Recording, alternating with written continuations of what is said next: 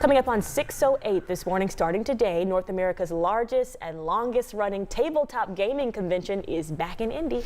We're talking about Gen Con. Tens of thousands of people will be visiting downtown this weekend. Gina Galeros is live this morning ahead of all those crowds, and I guess they're still lined up waiting for those doors to get through the doors there, Gina. Yes, good morning. So we've made our way inside the convention center, as you mentioned.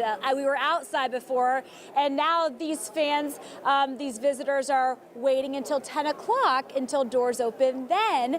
And so Stacia Kirby with the show here says it'll be only a matter of time before this whole hallway is just filled up with humans, you said? Yes, it will be as the morning progresses.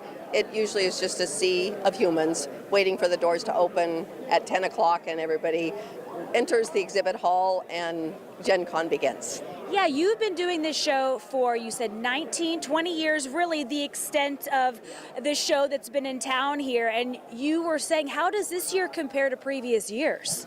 You know, this year is beginning to feel a lot like 2019, right before COVID, because we didn't have a show in 2020 because of COVID. And then we did kind of a half a show in 2021 because of COVID.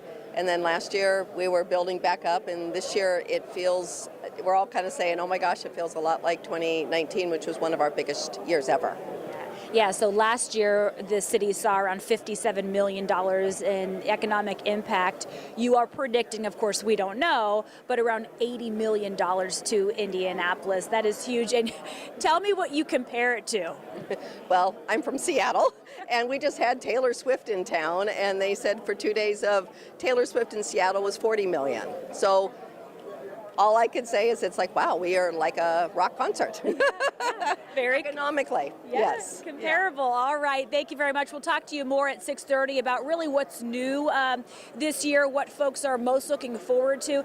But Gen Con goes now. Gates open, as we mentioned, doors open at 10 o'clock this morning. It goes through Sunday here at the Convention Center and Lucas Oil Stadium.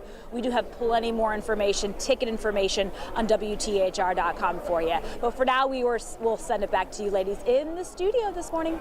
So they lined up to get into the doors at 6, and now they'll wait 4 hours for the actual doors to open. And that's why she's comparing it to Taylor Swift, because they're dedicated. That's what it is. Thank you, Gina. We'll see you in a bit. And if